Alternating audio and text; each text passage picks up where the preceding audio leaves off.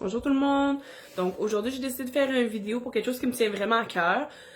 On en voit beaucoup dans les médias en ce moment, tout sur Facebook, Instagram, Snapchat, tout en lien avec le Black Lives Matter. Par rapport à ça, j'ai quelque chose à dire parce que moi je suis quand même assez informée sur le sujet étant donné que quand j'ai fait mes études en travail social, j'ai fait majoritairement tous mes travaux sur le profilage racial. Donc, comment les autorités traitent les minorités, dont les Noirs, avec ce qui se passe en ce moment. Et je me disais que c'était peut-être une bonne façon d'informer les gens autour de moi, parce que j'entends ou je vois des trucs sur les réseaux qui me... J'ai pas de mots. Donc, je me disais, ben, je vais essayer d'informer mon entourage, je vais faire ma part, comme ça, ben, peut-être que ça va aider. Mais la première chose premièrement que j'entends beaucoup ces temps-ci, c'est premièrement, ça arrive pas au Canada, c'est juste aux États-Unis, ici on est correct. C'est la pire fausse idée que vous pouvez avoir. C'est pas vrai. Du racisme, il y en a partout. Que vous viviez en petite ville, donc d'où moi je viens, Bécomo, sur la Côte-Nord, comme autant dans les grandes villes comme Montréal, Québec et tout ça. J'ai déjà vécu, tu sais, souvent en région, vu qu'on est majoritairement blanc là-bas, on voit pas ce genre de choses-là arriver, puis ça fait qu'on n'est pas conscient de ce qui se passe. Mais c'est pas parce qu'on le voit pas que c'est pas vrai ou que ça existe pas. Moi, je l'ai vécu, premièrement, la première année que je suis arrivée à Montréal. Je vais pas nommer de nom parce que je vais pas mêler des gens à ça. C'est quand même des choses que moi j'ai vécues, mais je vois pas l'utilité de donner des noms.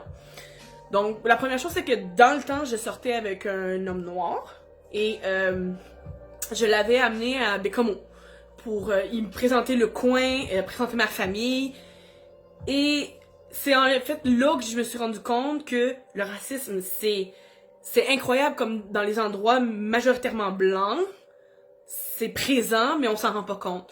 Quand je l'ai amené la première fois, premièrement, partout où on allait, les gens le regardaient de haut en bas en permanence. Deuxièmement, dans ce temps-là, je m'étais fait opérer à mon pied, donc je pouvais pas conduire. Donc à ce moment-là, ma mère, lui, avait prêté le véhicule pour qu'il nous conduise et tout ça. Et à un moment donné, je l'avais envoyé chercher des choses chez Tim Hortons. Ce qui est à 5 minutes, même pas de chez moi, avec moi. Et ma mère, avant, avait eu un problème avec le véhicule. La lumière derrière fonctionnait pas. Et elle s'était fait arrêter par la police, qui lui avait donné seulement 48 heures pour arranger le véhicule. Ce qu'elle a fait, par contre, la lumière a encore brisé. Et ça a donné que, quand il a pris le véhicule, la lumière, elle a rebrisé. Et on s'entend, il n'y a pas beaucoup de noirs à Bécomo. Donc, quand les policiers sont passés à côté de lui, parce que j'étais pas dans le véhicule, j'étais restée dans la chambre, et c'était lui qui avait été chercher tout chez Tim Hortons, toute seule. Et ils l'ont arrêté, évidemment, pour aucune raison, je veux dire, pour la lumière. Mais, en fait, au lieu de, comme ma mère, lui donner un avis pour qu'il le répare, ils lui ont donné un ticket de 500 $. 500 $. Alors que ma mère, qui est blanche, a eu un 48 heures. Ça fait pas de sens, mais ça démontre très clairement ce que je veux dire. Ensuite, ça c'est une fois à Bécomo. Je suis allée aussi, quand à Montréal, ça m'est arrivé aussi. À un moment donné, j'étais avec un de mes amis noirs. Et il y avait à ce moment-là une voiture neuve que son père lui avait prêté pour la journée. C'était un beau Jeep de l'année, noir, super beau. Et à un moment donné, il a passé sur une orange, la lumière. Et il y avait une police. Donc, évidemment, ils nous ont mis sur le côté. Et il y avait deux policiers. Il y en avait un noir et un blanc. Le blanc est venu de mon côté, moi j'étais passagère. Et le policier noir est venu du côté du conducteur. Donc, premièrement, tu sais, j'avais ma ceinture, donc j'avais pas de problème de mon côté. Et le policier me demande une pièce d'identité. Fait qu'à ce moment-là, moi je pose pas de questions, j'ai tellement peur des autorités avec tout ce qu'on voit dans les nouvelles et tout, que j'ai juste donné ma pièce d'identité, j'ai donné mon permis à moi, et j'ai pas posé de questions. Puis en plus, c'était une des premières fois que je me faisais arrêter, parce que étant donné que je suis blanche, j'ai certains privilèges, et je me suis jamais fait arrêter par la police. Jamais. Ça m'est jamais arrivé. C'était la première fois cette journée-là. Donc, j'ai pas posé de questions, j'ai juste donné mon permis, puis il est parti. Même chose, le policier noir demande à mon ami son permis et tout, ils s'en vont. Alors, pendant qu'ils font leur recherche dans le véhicule, mon ami voit bien que je suis en train de paniquer, fait qu'il me demande pourquoi, qu'est-ce que t'as. Puis là, je dis, ils m'ont demandé mon permis, puis je sais pas pourquoi. Fait que là, mon ami, il est confus, il comprend pas, puis il dit, mais pourquoi ils t'ont demandé, t'étais passagère, t'étais attachée. Bref, fait que quand les policiers reviennent, le blanc, il me donne ma pièce d'identité et il s'en va. Il reste même pas. Et là, on parle avec le policier noir et il nous dit, en fait, mon ami lui demande pourquoi vous lui avez demandé sa pièce d'identité. C'est pas elle qui conduit. Et le policier, au début, il voulait pas dire pourquoi. Il disait, oh, on a le droit de demander une pièce d'identité à tout le monde et tout. Puis là, mon ami, il dit, c'est pas ça la question que je t'ai posée. La question, c'est pourquoi vous lui avez demandé sa pièce d'identité? Elle ne conduit pas, elle est attachée. Qu'est-ce qui s'est passé? Et c'est là que le policier, il l'a pas dit dans ces mots-là, mais on savait très bien que c'est ce qu'il voulait dire. Il nous a dit, on voulait juste vérifier elle avait quel âge. Et là, le policier s'est mis à regarder à terre comme ça. Et c'est là qu'on a compris qu'il voulait savoir si, dans le fond, c'était mon pimp, s'il m'avait kidnappé ou peu importe la raison, ce qui est complètement stupide. Parce que pourquoi? Parce qu'il est noir? Ça fait aucun sens. Bref. Donc ça, c'est une couple d'histoires qui m'est arrivée à moi-même. Et je trouve ça complètement dégueulasse que ça arrive à des gens. Tu sais, il y a beaucoup en ce moment, de blancs qui parlent pas par rapport à cette situation-là, avec ce qu'on voit dans les nouvelles pour George Floyd, qui est mort, écrasé, le cou écrasé, il pouvait plus respirer, il avait besoin d'aide, ils l'ont pas aidé, ils l'ont juste tué à sang-froid, sans se poser de questions, parce qu'il était noir. Ça serait jamais arrivé à un blanc, puis je trouve ça immonde que les blancs en parlent pas.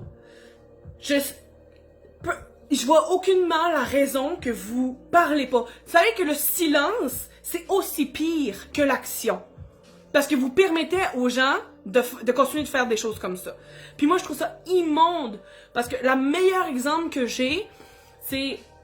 Il y a des jeunes... Vous voyez souvent des jeunes, par exemple à l'école, qui se font intimider et tout. Puis malheureusement, ils finissent par se suicider. Puis là, quand ça arrive, tout le monde est en panique. Oh non, ça aurait pas dû arriver, tout. Faut faire que ça change parce que c'est un enfant blanc.